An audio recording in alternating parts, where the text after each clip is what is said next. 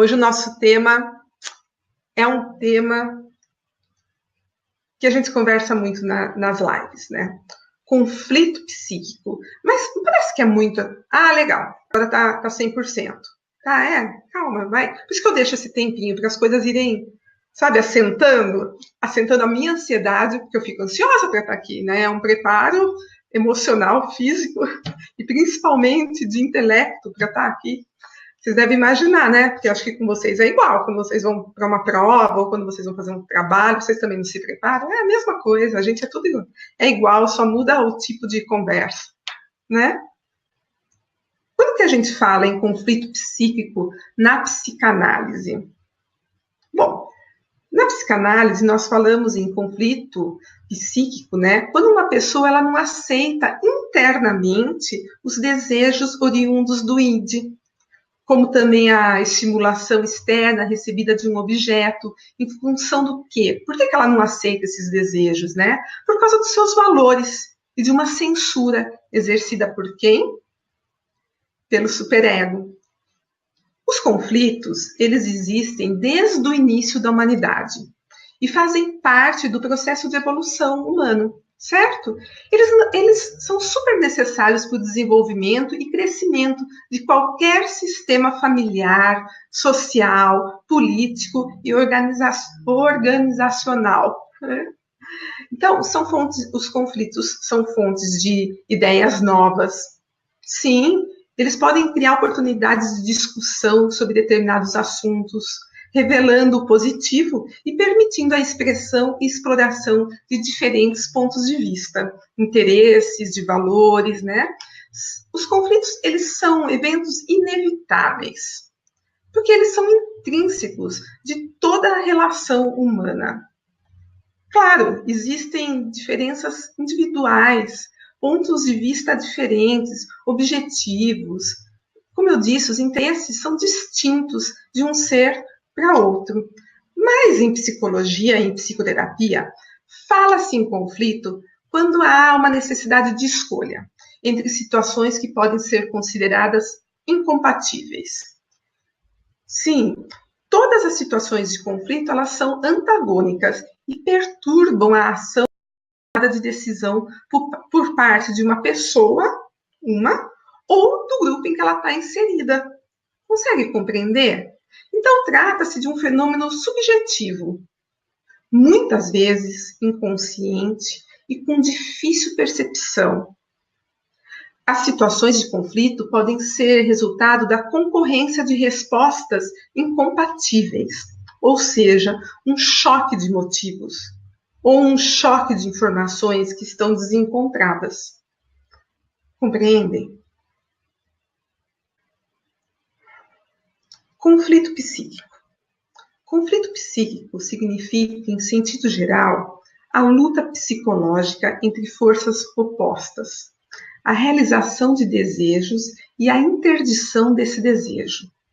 Está lá atrás, está por trás da formação de sintoma, formação de compromissos e da utilização dos mecanismos de defesa, que eu vou falar mais para frente, em alguma outra aula.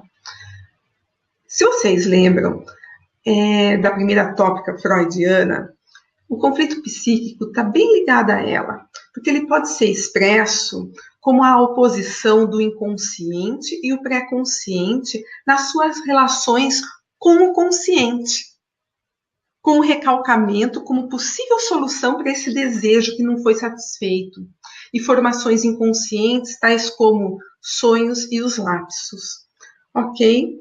E no quadro da segunda tópica freudiana, que a gente também já estudou, o conflito psíquico ele pode ser expresso pela oposição do superego às exigências impostas pelo id, na relação com o ego, e também as vivências vindas do mundo exterior, né?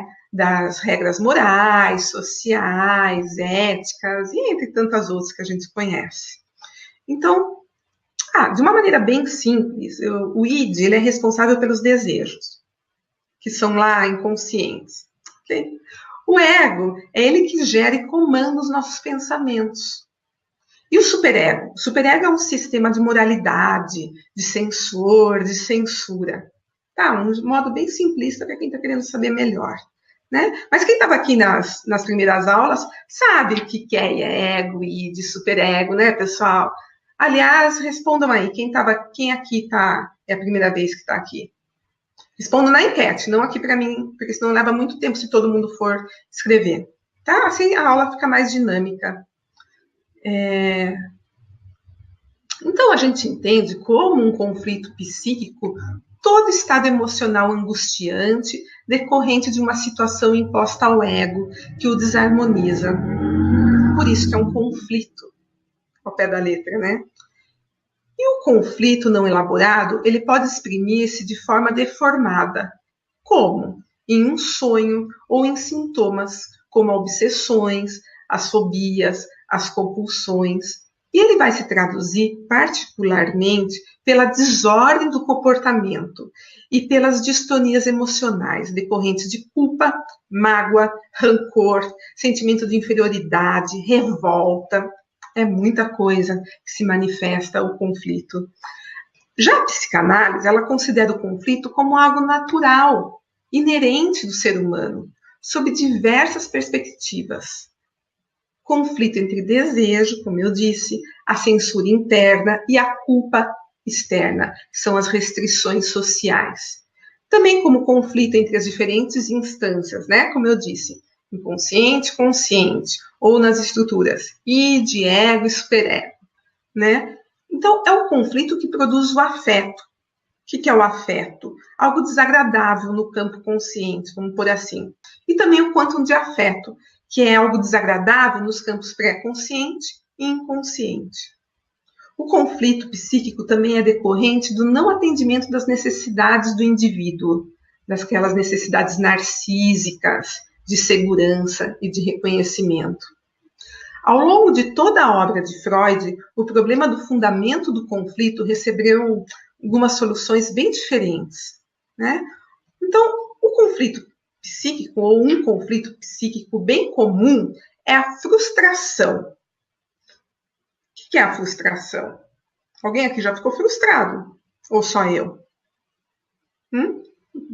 A frustração, ela nada mais é do que uma condição psicológica desagradável, decorrente de um conflito psíquico ligado ao não atendimento de uma necessidade do ego, ou seja, das expectativas em receber algo das pessoas, coisas e sistemas para estar feliz. Então, se eu não recebo coisas do sistema, né, das pessoas, se não correspondem a essa necessidade que eu tenho, eu estou infeliz, estou frustrada. A frustração, ela é decorrente de uma expectativa não atendida pelos outros, sem nenhum processo de compreensão. Eu vou dar um exemplo. Vamos pensar que a Joana ela queria que Paulo desse um beijo nela. Tá? Eu sou Joana, eu queria que Paulo me beijasse. Só que Paulo não gosta de mim. Paulo gosta da Maria. Fiquei frustrada. A gente vê a frustração até mesmo numa perspectiva em que a própria pessoa se recusou a atender. Seja por conta de uma censura moral, ok? Dá um exemplo. A Larissa queria sair com um moço que fica lá na academia. Só que a Maria, ela é casada. A Larissa queria sair com o moço da academia. Só que a Larissa, ela é casada. E ela não suporta a ideia de ser infiel. Então, ela mesma se censura. Ela se frustra porque não entendeu aquilo que ela desejava.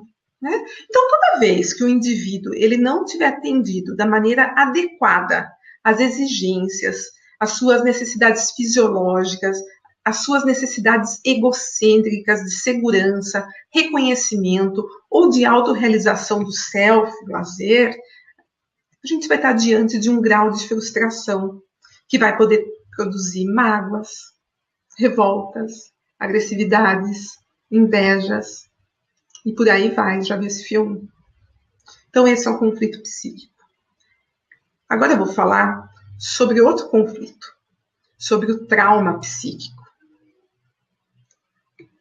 Bom, o trauma psíquico, ele trata de um acontecimento desagradável na vida da pessoa, com uma forte intensidade emocional, e pela incapacidade do sujeito de reagir ao que ocorreu. de forma adequada, ou seja, pelo uso da razão. Então, o trauma psíquico ele pode produzir transtornos pela não elaboração desse desagradável que ocorreu e efeitos patogênicos duradouros na organização psíquica, porque o ocorrido no momento do trauma ele vai ficar constantemente na lembrança do ego. Por quê? Porque ele vai ficar tentando que a pessoa consiga explicar para si mesma e analisar e compreender o que ocorreu, que acarretou aquele desagradável tão intenso que produziu o trauma. Então, muitas vezes, o trauma ele exige um tratamento para a sua eliminação.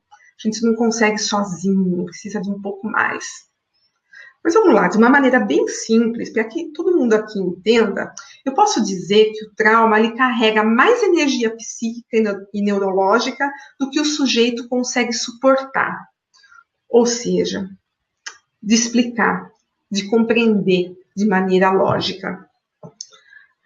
Só que essa noção de trauma, ela remete, sobretudo, em como o próprio desagradável é assimilado pelo indivíduo.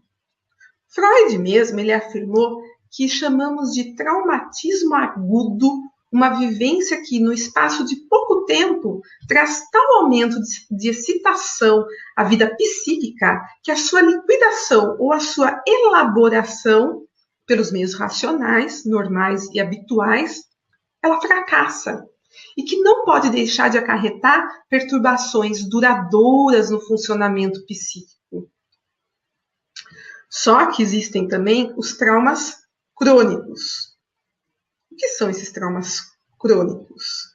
Eles são produzidos por um acúmulo de excitação desagradável, só que ao longo de um extenso período de tempo, por anos. Então, no trauma, a mente ela não consegue raciocinar. Ela fica super sobrecarregada. Quer se trate de um acontecimento que foi muito violento, uma emoção forte, ou então de uma acumulação de excitações desagradáveis ao longo de um tempo, sendo que nesse caso, cada uma dessas excitações, tomada isoladamente, seria tolerável, não caracterizando o trauma, porque não excede a capacidade de tolerância do indivíduo. A eficiência do tratamento é procurada como? Como que a gente faz para tratar uma pessoa que teve um trauma? Né? Então, a gente faz uma birreação, quem é da área que entende, eu posso falar sobre isso depois, uma catarse psíquica das experiências traumáticas, eliminando a quantidade de excitação desagradável acumulada. Então, a gente faz a pessoa explicando, abreagir, falar, fazer uma limpeza da chaminé, como Freud dizia, né? Isso é, né, na análise do que ocorreu, na análise dos acontecimentos. E aí que está o segredo, através da compreensão. O indivíduo ele vai procurar entender os porquês, perdoar o ocorrido, mas, sobretudo, se perdoar. É claro que o acontecimento pode não ter uma compreensão completa, e acontece muitas vezes como numa perda de um ser amado, que parece ser insubstituível. Então, é bem trabalhoso esse processo, requer paciência, né? E há também circunstâncias específicas que dão para um acontecimento um valor traumático mesmo. Por exemplo, vamos ver, um estado sonambúlico durante o sono, né? Ou sob hipnose até. Circunstâncias sociais que impeçam o indivíduo de chorar, de reagir, por exemplo, exigências sociais do trabalho que a pessoa está desempenhando e que não permite uma eliminação adequada do nível de excitação acumulado pela raiva, pela agressividade ou pelo choro, causando desse modo retenção emocional do afeto ali, ó, que vai se acumulando, compreende? Só que o que há, né? Cada pessoa é um ser individual, não é? A gente não nasce e morre sozinho. Então, cada pessoa vai reagir perante o desagradável de uma forma diferente. Ou seja, o traumatismo se qualifica, em primeiro lugar, por um acúmulo de acontecimentos desagradáveis na história de cada sujeito, subjetivamente diferente de um para outro. Por isso que muita gente fala assim, mas Natália, eu sofri um acidente de carro muito pior do que aquela minha amiga e ela ficou muito pior do que eu. Como que pode? Vamos respeitar sem julgar o outro. Cada ser humano é único, né? Respeito é bom, eu gosto e você também deve gostar. Então não vamos julgar. Cada ser humano é ele, né? Então não se pode falar de acontecimentos traumáticos absolutos, né? De uma maneira absoluta, sem considerar essa suscetibilidade própria de cada indivíduo, ou seja, a sua capacidade neurológica, psíquica e orgânica de suportar frustrações, excitações, e também o seu histórico de quantos de afeto que já estão ali acumulados, né? Claro que tem muita coisa que eu poderia passar aqui à noite falando para vocês sobre trauma, mas vamos ficar por aqui, eu vou para um próximo conflito. Pavor ou susto? Sim, pavor ou susto também são conflitos psíquicos, onde há uma reação a uma situação inusitada, entendida como altamente ameaçadora, ligada a um perigo ou a estímulos externos muito intensos, que surpreendem o sujeito num tal estado de não preparação psíquica que ele não é capaz de se proteger deles, ou de dominá-los pelo campo da razão, pelo campo racional. Tem até um texto que o nome é Além do Princípio do Prazer, de Freud, que ele propõe a seguinte distinção: pavor, medo, angústia são termos que é errado empregar como sinônimos. A sua relação com o perigo permite realmente diferenciá-los. Vamos ver o termo angústia. O termo angústia designa um estado caracterizado pela expectativa do perigo, ou da vivência momentânea do desagradável e a preparação para ele, ainda que esse perigo ele seja desconhecido.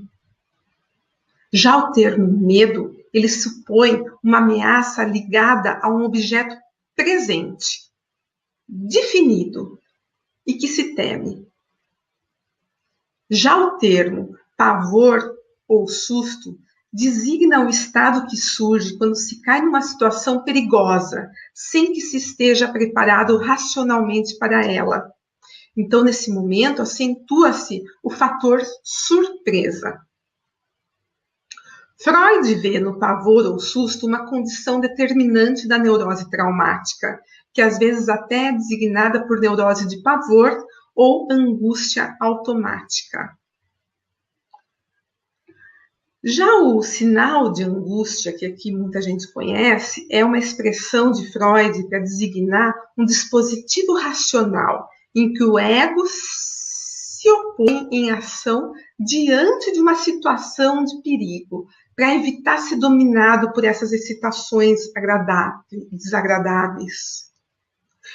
O sinal de angústia, ele reproduz no corpo, no peito, sabe? Aquela tensão emocional que é uma reação a uma situação traumática que já foi vivida anteriormente, o que permite desencadear as operações de defesa por parte do ego. E como eu disse, né, tem também a angústia automática que eu posso explicar. A angústia automática ela seria uma reação orgânica de tensão que o indivíduo tem, sempre que ele se encontra despreparado racionalmente e é submetido a uma situação traumática, só que não é tão intensa ou tão ameaçadora assim. Ok. Outro conflito psíquico é o estado de desamparo, que na teoria freudiana explica uma característica do lactente. Isso na teoria freudiana. Do lactente, aquele que é amamentado, que dependendo inteiramente de outra pessoa para a satisfação das suas necessidades, né, de fome, de sede, ele é impotente para realizar a ação específica adequada e, por fim, naquela tensão interna que o invade. No adulto, o estado de desamparo, ele favorece a situação traumática geradora da angústia, já que caracteriza uma total insegurança e despreparo do indivíduo para enfrentar os desafios da vida em sociedade. Está intimamente ligado a uma baixa resistência às frustrações. A ideia de um estado de desamparo inicial é encontrado na total dependência do bebê com relação à sua mãe e vai influenciar de forma decisiva a estruturação do psiquismo infantil e adulto, destinado a constituir-se inteiramente na relação de dependência por outra pessoa. O estado de desamparo é encontrado na origem dos traumas, na etiologia dos traumas, dos complexos de inferioridade, da timidez e dos processos de introversão. As primeiras situações de perigos enfrentadas pelas crianças cria a necessidade de ser protegido e amado. Então, essa primeira situação de perigo que a criança enfrenta vai criar uma necessidade dela ser protegida, dela ser amada, que nunca mais vai abandonar, nunca mais vai abandoná-la, gerando a necessidade de segurança e reconhecimento que vão regular a autoestima dessa pessoa no futuro. Vou falar também sobre um conflito que é chamado de sentimento de inferioridade. Para Freud, o sentimento de inferioridade não está unicamente relacionado com uma inferioridade física, uma inferioridade orgânica. O sentimento de inferioridade, ele deve ser compreendido e interpretado como um sintoma ligado a uma insegurança múltipla, tanto física quanto psíquica, ou apenas psíquica, que produz a autopercepção depreciativa e deficiente de si mesmo frente à vida e aos outros. Então, para Freud, uma criança sente-se inferior caso perceba, entenda ou acredite que não é amada, podendo mesmo acontecer no indivíduo já adulto. Olha só. O sentimento de culpa. O sentimento de culpa, ele é um conflito psíquico. O sentimento de culpa é uma expressão utilizada em psicanálise numa acepção muito ampla. Pode designar um estado de afeto angustiante decorrente das recriminações e condenações internas pela ação da censura do superego, tá? Frente a um ato que o sujeito ele considera repreensível, horrível, então que gera culpa. Pode ainda apresentar-se como um sentimento difuso de indignidade pessoal, sem relação com um ato determinado, de que o sujeito ele se acuse. Mas como consequência da ação da censura ligada a pensamentos, fantasias e desejos que não são aceitos pelo superego, pela censura. O sentimento de culpa, ele está na origem dos comportamentos de fracasso.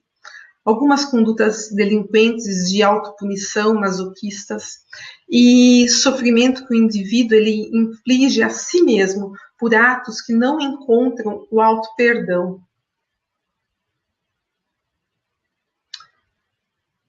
O que a gente tem que perceber é que a perda do prazer e o conflito impulsionam o homem a buscar e a encontrar formas de resgatar esse prazer. O que o ego ele procura? Ele procura a homeostase. Então, é isso que movimenta o homem para a evolução, para o progresso científico e moral. Freud, mais uma vez, ele vai ressaltar a importância da preparação racional e emocional do ego para enfrentar um perigo, limitando ou evitando um traumatismo, por exemplo, um conflito, pela maior capacidade elaborativa. Então, se elimina o fator surpresa e o homem ele fica mais preparado para enfrentar esses conflitos. Ele se acostuma a resolver conflitos. Como, por exemplo, um sujeito ele tem medo do escuro. Mas em terapia, terapeuticamente, ele foi preso numa sala escura. Estou dando um exemplo, ok? O que acontece? Com o tempo, esse indivíduo pode aprender a não se sentir traumatizado naquela situação, pois ele foi aprendendo a lidar racionalmente com ela. Eu não estou falando que a pessoa, que o terapeuta vai pegar e trancar ele num quartinho, tá? É algo simbólico, para quem não entende, não está acostumado com o ambiente terapêutico, ok? Assim, o conflito transformado em um problema a ser resolvido pode assumir várias conotações, como negativa, né? Um conflito ele pode ser negativo, como a gente vê por aí, guerra, um conflito ele pode levar à morte, um conflito pode levar à destruição, violência, agressão. Também um conflito ele pode assumir uma conotação neutra, que só gera tensão, competição, reconciliação e negociação. Ou então, o conflito pode assumir uma característica positiva, sendo oportunidade de crescimento, desenvolvendo uma pessoa, né, através dos desafios, para que essa pessoa aprenda a administrar os conflitos que ela deve enfrentar perante a vida, né? Então, toda situação de crise, ela está estreitamente ligada à existência e persistência de conflitos e tensões. Assim também ocorre na vida pessoal.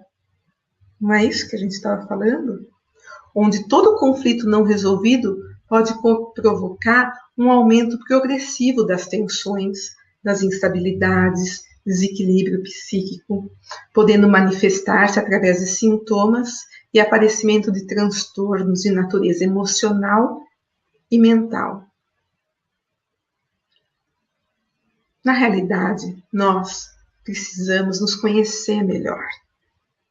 Isso é, entender como lidamos com os nossos sentimentos e emoções. Quanto mais nós nos conhecemos, tanto mais facilmente podemos trabalhar nossas dificuldades, resolver nossos problemas e enfrentar as nossas crises e os nossos conflitos. Então, quando você se encontrar numa dúvida entre seu desejo e seu pensamento e estiver pressionado por valores éticos, pare, faça uma pausa, respira fundo, dê o tempo que precisar. Dessa maneira, não deixará que a sua predisposição à ansiedade encontre nos teus pensamentos a forma de burlar os princípios morais para satisfazer esses desejos que não são os seus valores. Dê tempo ao seu tempo. Com isso, você vai ficar livre dos sintomas.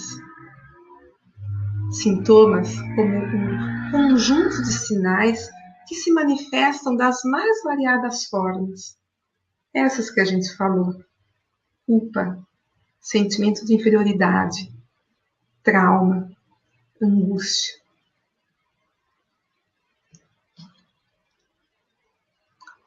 Luz para o bem.